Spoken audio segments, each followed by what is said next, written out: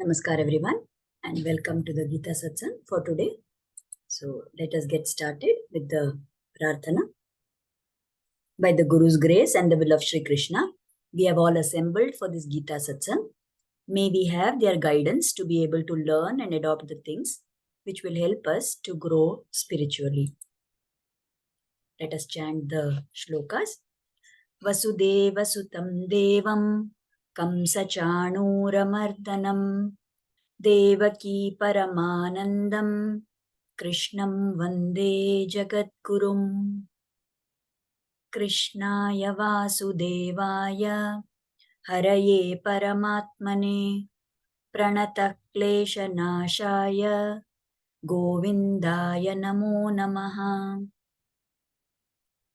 Namostu Te Vyasa Vishala Buddhe Pullara Vindaya Tapatra Netra Yena Tvaya Bharata Taila Purnaha Prajvalito Jnanamaya Pradipaha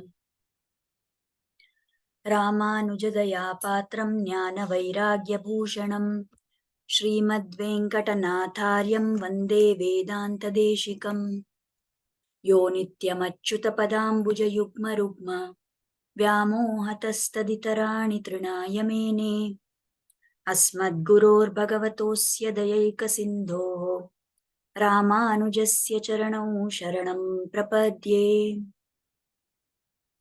So with prayers at the lotus feet of the Acharyas, let us get started with our satsang for today. So in the previous satsang, we have seen up to the 41st shloka. And now the next two shlokas are generally explained together because the meaning of those is continuous. So we are now at the 42nd shloka. So we will see shloka number 42 and 43 of the second chapter. So Lord Krishna is continuing to speak. He says, Yami mam pushpitam vacham pravadyanta vipaschitaha vedavadarata partha nanyat dastiti vadinaha kamatmanah sargapara janma karma phalapradam kriya vishesha bahulam bhogaishwariya gatim prati. So here Lord Krishna is explaining to Arjuna that how people who have very limited understanding, people whose jnana is partial, who have limited knowledge of certain parts of the Vedas, they will get attracted to those parts, to those flowery words of the Vedas. Which part? The part which advocates the performance of some rituals, ostentatious rituals, for elevation to the celestial abode, for elevation to swarga. And they presume that there is no higher principle which is described in the Vedas. They glorify only those parts of the Vedas which please their senses. And they perform pompous ritualistic ceremonies for attaining high birth, opulence, that is wealth and prosperity, sensual enjoyment, and to get elevated to the heavenly planets. So in these two shlokas, Lord Krishna is now explaining to Arjuna what is the trap into which people can fall. Now, there are many people who study the Vedas. And of course, it is told that the Vedas have the entire set of instructions for how somebody should lead their life. They are a book of what a person should follow. All that is explained in the Vedas. Now, if you look at what Krishna is telling in this shloka, we can make out that he's telling about people who are reading the meanings only in certain parts of the Veda. So he's talking here of those who have limited understanding. He's not talking of those who are true jnanis, who have understood the entire content of the Vedas. So to understand what Lord Krishna is telling, we need to understand that there are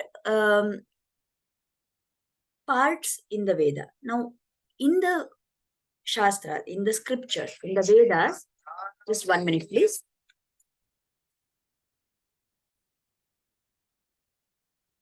So the Vedas, there are different parts in the Vedas. So there is something called as the Purva Bhaga and there is something called as the Uttara Bhaga. Purva Bhaga is the initial part, the first part, and Uttara Bhaga is the later part. So in the Purva Bhaga, in the starting parts of the Vedas, all the things which are told, right, in the Rig Veda, in the Yajur Veda, in the Sama Veda, in the Atharva Veda, all those tell us about what karmas are to be done, how those karmas are to be performed, what rituals should be performed, how those rituals are to be done, what materials are to be used, what action has to be performed, what mantra has to be chanted by while doing a particular ritual. All that information is there in the Purva Bhaga of the Vedas. Now, in those parts, definitely there are places where it is told that if somebody wants to get a lot of wealth, then he should be doing this particular homa, this particular yajna. If he wants to get a worldly fame and power, he should do this particular set of rituals. If somebody wants to have lot of joy coming in their life, if they want to have enjoyments, then they should do these particular rituals. Like that, there are rituals which are given for how you can be happy in this life, in this janma on earth. Then there are certain other rituals which are prescribed for those who want to enjoy happiness even after this life. So they tell about how somebody can get to swarga. So what kind of homa has to be performed? What kind of rituals are to be done for someone who wants to reach swarga? Because in swarga also there is unlimited enjoyment. Now, these parts are there in the Vedas definitely. But for someone who is a real jnani, he will have studied not only this Purva Bhaga, but he will also study the Uttara Bhaga. The Uttara Bhaga are the Upanishads. They are what are called as Vedanta. They are the essence of the teachings which tell you who is the Supreme Lord, how does one attain him, what should be the mindset of a person who sets out to seek moksha, what is moksha. All this is explained in the Uttara Bhaga, which is the Upanishads part. So if somebody is there who is just having knowledge of the Purva Bhaga part of the Vedas, then those people, their focus will be definitely only on enjoyment in this life as well as enjoyment in Swarga at the end of this life. So if you only listen to those people, right, those people are the ones who have limited understanding. And these kind of people will only look to those parts of the Vedas which are telling about certain rituals which you need to perform to go to the celestial abodes, to go to Swarga. And these people, they have only studied that part. And because they have only studied that part, they have no idea at all about the other parts which are there in the Vedas. Because of that, they have no understanding at all of the higher principles which are also talked about in the Shastra. So, what is their whole focus now? They tell that you do these things, you will get joy. You do these things, you will get pleasure. You do this particular homa, yajna, whatever, and you will be able to achieve whatever you want. You will get wealth. You will get prosperity. You will get children, right? We must have heard about how in the Ramayana, Dasharatha Maharaja, he did Putra Kameshti Yaga. So when he did Putra Kameshti Yagna, he got children, right? Similarly, somebody may want to do Jyotish Thomas Yagna so that they will get to go to Swarga. There are a lot of different things that people can do, and they're all taught in the Vedas. But the intention of all our Rishi Muni has always been that no, don't just stick to that part. Look at what is there in the Vedanta also. Look at what is there in the Upanishads also, because that is superior to this. So if somebody is looking only at getting to Swarga or at enjoyment in this world or in Swarga, then their understanding is very limited. So Krishna is warning Arjuna that don't go by the words of these people. So what he's trying to explain to Arjuna is that there are different levels of people. Now, these people who are talking about these parts in the Vedas definitely they are better than the Nastika, who is saying that there is no God, there is nothing, all the Shastra is rubbish and all that. So these people who have belief in the Vedas are better than those people. But then they are not the highest level. They only think about how to use the Vedas for getting pleasure and enjoyment in this life and in Swarga. But they have no idea absolutely about what one needs to do, what a person needs to go beyond the level of Swarga. Now we know that if we have done lot of punya, we get to enjoy in this life. And if we have a lot of punya, we go after this janma is over, we will go to Swarga, we will enjoy there. But in Swarga, there is no permanency. And once your account of punya is over, you are again thrown out of Swarga. So then you come back to this bhumi, you come back to earth to finish your account. So Swarga is not the ultimate goal. For a sadhaka, for somebody who is on the spiritual path, what is the ultimate goal? To get liberation, to get moksha, to get mukti from the repeated cycle of birth and death. So we are caught up in this chakra of janma mrityu. Now maybe I will go to Swarga, maybe I will go to Naraka, but then I have to come back here and finish my account. But if I do something to get moksha, if I undertake sadhana to get moksha, right, then that is the most superior thing that I can do. Now, why we must focus on moksha? Why is Krishna telling Arjuna that don't get caught up in these worldly pleasures of this world or of Swarga, but you keep your focus on the superior goal? What is that superior goal? Attaining moksha. So why Krishna is telling Arjuna to focus on moksha? Because firstly, these worldly pleasures or the joys of Swarga, they are inferior compared to moksha. Why are they inferior? Because they are said to be asthira. They are temporary. They are not permanent. They are not everlasting. If you go to Swarga, your pleasure will definitely be cut short someday. So you cannot say that it is permanent kind of a situation. So they are asthira. These pleasures are inferior goals. They are asthira. They are not permanent. And most importantly, if we understand that this jivatma, we are the property of the Lord, right? So if I am the Lord's property, then what should be my aim? My aim should be not to seek my own pleasure, but I should be willing to take whatever it is that is coming my way.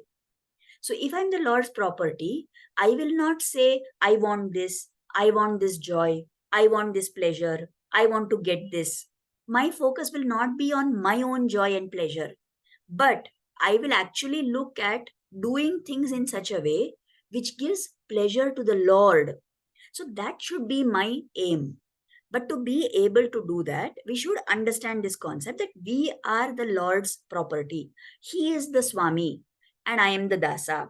He is the owner and I am the object which is owned by him. So when we have this kind of a bhava towards the Lord, then slowly our focus will move from thinking that I want to get pleasure to thinking, what can I do to give the Lord pleasure? Right? So that is the idea that Krishna wants Arjuna to understand. Focus on moksha. Don't fight this war, don't fight this battle for the sake of getting an inferior goal of enjoying this kingdom.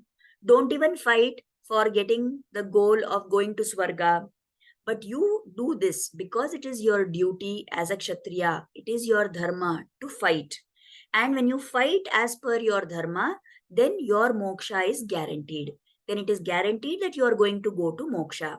So undertake sadhana for moksha. And the very interesting thing here is that when somebody decides that they are not interested in running after these worldly joys and they want to focus all their energy and efforts on attaining moksha, then in the process of reaching to moksha, they will also get the joys of this world. They will also have experiences which give joy to them. They will also have good things that start happening to them. Because the Lord is so merciful. Now, when the Lord sees that is somebody who is making efforts to come to me, then he will give, even if that sadhaka is not asking for it, the Lord himself will give it to them. And he will make sure that his worldly things are also fulfilled. So it is like saying, now suppose I am in need of money and I go to somebody and, ask for some financial help. And I ask that person that, please, can you lend me some money? So he says, okay, I will give you 500 rupees. Okay. Now, when he says, I will give you 500 rupees, will I again ask him, okay, will you give me 200 rupees? I will not ask such a question because that 500 is much more than the 200. When he is giving me 500, definitely that 200 is also included in that, isn't it? Similarly, if I start doing sadhana and my whole goal is not to get some, promotion or to have a child or to have fame in this world or to get a lot of wealth, those are not my aims. But my aim is to get moksha. Then, in the process of my life, whatever the Lord feels like blessing me with, He will definitely give me all those things. I don't need to ask for them, they will come automatically to me because I have kept my eyes on the superior goal. And when I keep my eyes on the superior goal, then the Lord says, okay, this person is doing everything to come to me. I have to take care of whatever is his requirement. Later in the Bhagavad Gita, that famous shloka will come where Lord Krishna promises. He says, Ananyas chintayanto mam yejana paryupasate tesham nityabhiyuktanam yogakshemam vahamyaham. So he says, yogakshemam vahamyaham. I carry, he says, what? The yoga and the kshema of this sadhaka. What is the yoga? Yoga is getting something which actually may not have been meant for you. And kshema means retaining that which you have got. So getting something is yoga. That Lord will take care. He will give you whatever you require. And then he will make sure that it stays with you and you get to enjoy the benefits of that. So both yoga and kshema the Lord will take care of. But for doing that, I should not have my eye on that inferior kind of a goal. I should seek the most superior goal of moksha. And then when I make sincere efforts in that direction, constantly praying to the Lord to help me, then he will make sure that I get whatever is to be good for me in this world also. So this is what Krishna is trying to explain to Arjuna, that you fight in the yuddha. Don't fight because you want to win the war and you want to be Raja of this kingdom. Don't fight for that. Don't even fight because you think that, okay, by fighting you, then if you die, you are going to go to swarga and you will enjoy there. Don't even fight for that reason. But fight because this is a dharma yuddha. And in this dharma yuddha, when you fight, you are going to get moksha. Because you have done your dharma, you followed whatever is prescribed for you as a kshatriya. So also, we must understand that whatever is our status in life, we need to focus always on the superior goal of attaining moksha and not run behind the petty pleasures of this world. Right? So here Krishna is telling that people who are telling that doing this, doing that as per the Vedas will give us particular benefits, they are people who have very limited knowledge. So their knowledge, whatever they are talking about the Vedas, is like the trees which only flower but do not give any fruit. Right? So there are many trees in this world.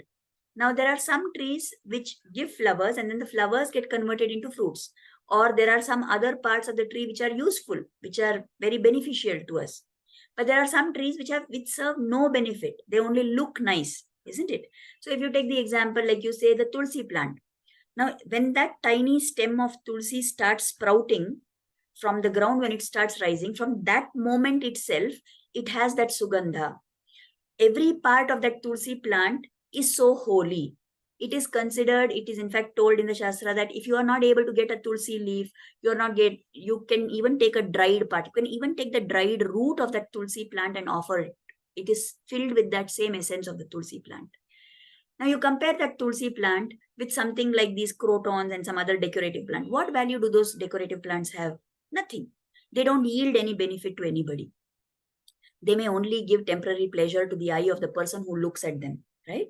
So people who talk about using the Vedas for getting some benefit in this world or to get swarga, they are people who have no real knowledge of what is the real purpose of all these shastras that the Lord has told about. So we must focus our attention on the Uttara Bhaga of the Vedas, on the part which tells about what you should be doing to attain the Supreme Lord. So, from all this discussion, what is it that is useful for us now? So, we know, just like now we talked about the Vedas. In that way, in the Vedas, there are certain parts which are useful for us. There are certain parts which are not useful for us. Now, does it mean that everybody will always be only focusing on moksha? No. There are some people who are caught in such great difficulties that for them they can and they should use, rather than saying that there is no God, there is nothing like God in this world, and all those kind of nastic thoughts. It is better that those people should at least start following what the Vedas are telling and do some homa or some ritual to get some benefit. That is definitely better. But higher than that, the next stage is for people to understand that I don't want really these inferior pleasures. I'm going to put my attention on getting moksha. So, like any resource, the Vedas are also there, and we can use them in whatever way we want. There are certain people who use rituals for doing good for themselves. Now, there are also people who use certain rituals to do bad for other people. We know how people use these tantric practices. There are many people who use the concepts of that Tantra Vidya to raise their own spiritual levels. And then we also know, but more often, that we don't know so much. We know more about how people are using these tantric practices to do mata mantra, to do bad for other people, like that. So, any kind of a resource, when it is there, we can use it for good or for bad. Take the example of nuclear energy.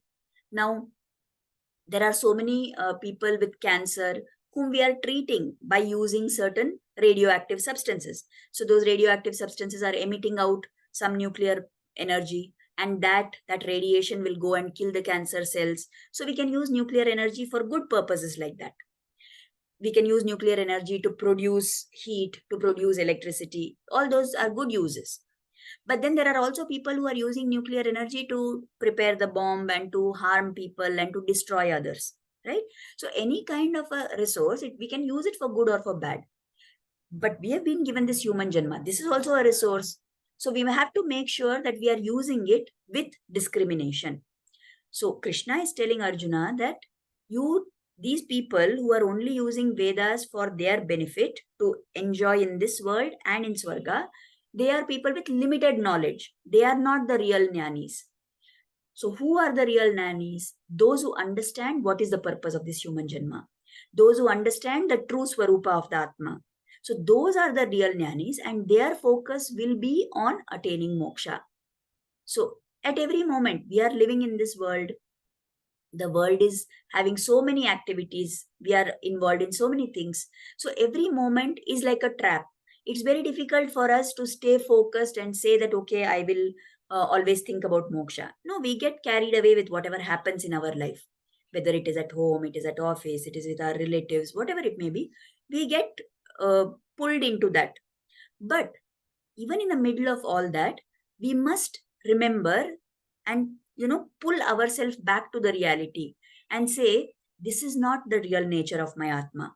Maybe I'm going on talking about something and somebody, and I've got involved in some argument, or suddenly I have to pull myself that this is not the real nature of my Atma. What am I? I am the Atma. I am not this body. Why am I having all these thoughts about, they are saying things bad to me, they are not giving me respect, and all these things? What am I actually? I means the Atma, and the Atma is not bothered about all these things.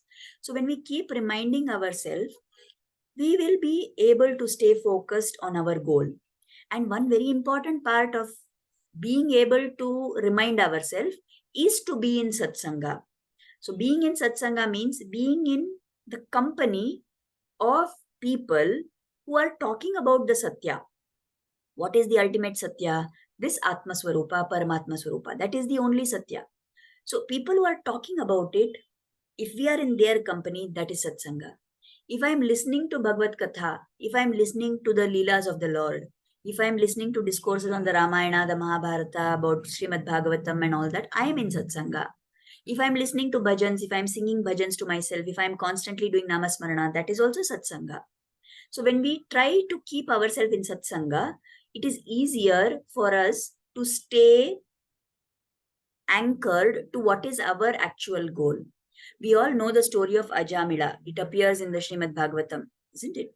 So this Ajamila, he was actually a very pious Brahmana, and he was following all the rules as per what he was supposed to do for his stage of life.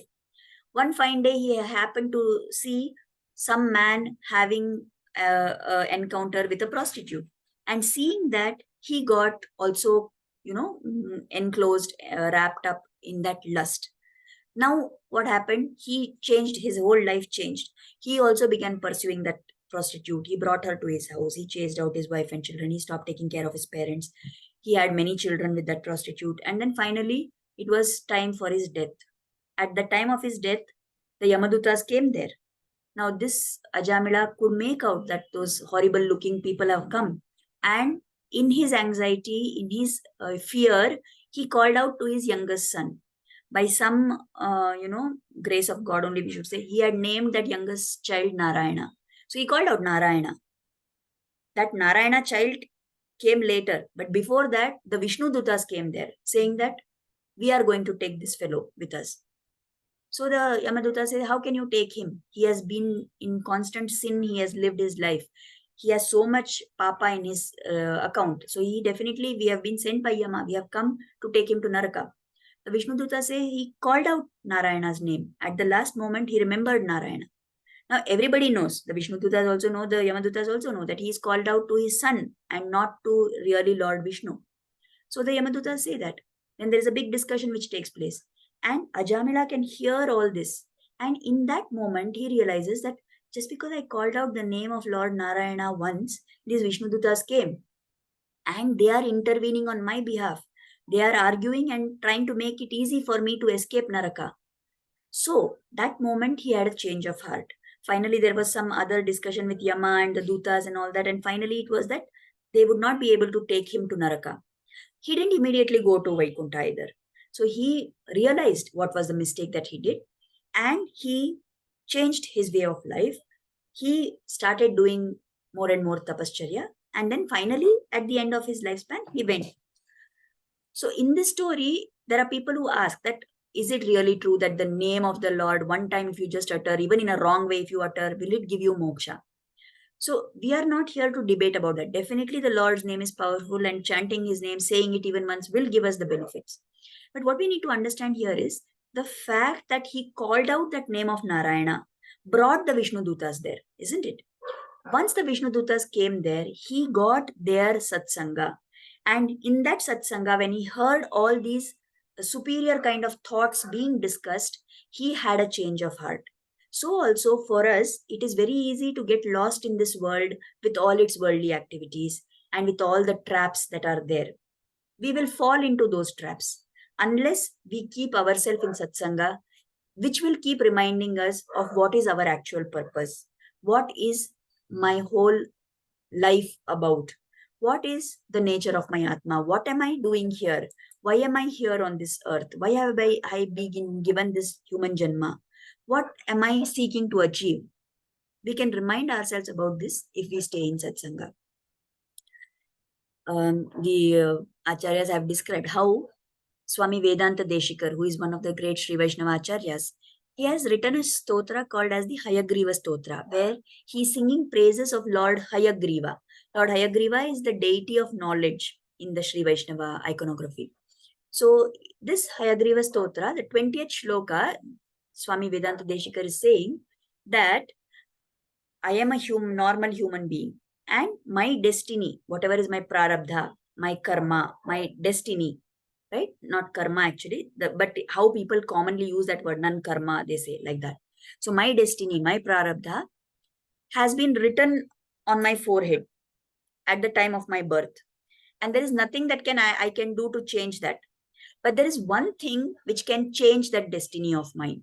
What is that one thing? The dust of the lotus feet of Lord Hayagriva, the Padangri Renu of Lord Hayagriva, the dust of the holy feet of the Lord, that only has the power. It is so powerful that it can change my destiny. So when I know that, why will I go here and there searching for this and that homa and yajna and other methods to get rid of my problems? I will directly pray to the Lord himself. I will pray to Hayagriva only. Why? Because he only can erase that destiny and he can grant me moksha. Until we have our account of destiny to be completed, we will not get moksha. But it is the Lord, by his grace, he can erase out that whatever destiny is there. He can completely score out all my accounts and grant me moksha. So Swami Deshikar is saying that you are the one who can change my destiny. So I will pray to you only, and you only erase off that destiny and grant me moksha. So like this, we must use our buddhi, our mind, every resource that is given to us to try and go ahead, focusing on what is our goal about moksha. Getting worldly pleasure is not my goal. Getting a promotion in my office is not my goal. Earning more money is not my goal. Having a lot of children and having a lot of property and having a lot of enjoyment is definitely not my goal. What is my goal? It is to attain moksha. So we must keep reminding ourselves about that and stay focused on that. So let us pray. We have come to the end of our satsang time. So let us pray that Lord Krishna will guide us and bless us to be able to achieve these things, to be able to act in a way which will take me forward on this sadhana marga. So let us now offer Kritagnyata, gratitude, at the lotus feet of Sri Krishna and Guru for inspiring us to start and join this satsang. And let us pray for their blessings and grace to always be on us. Thank you, everybody, for attending the satsang. I hope that we have learned something which will be of value to us and which we can adopt in our life. Thank you, Zarna ji, Pramila ji, Tulsiram ji, everybody. So many people are there in the satsang. Bindu, Chudamani Mami, Pramila, Ranjini. Thank you, everybody, for attending, and we will meet again next Thursday at the same time at 6:30. Until then, namaskar. If anybody has any doubts, any questions, anything, please send them on WhatsApp and we will take them up in the next session. Thank you. Namaskar.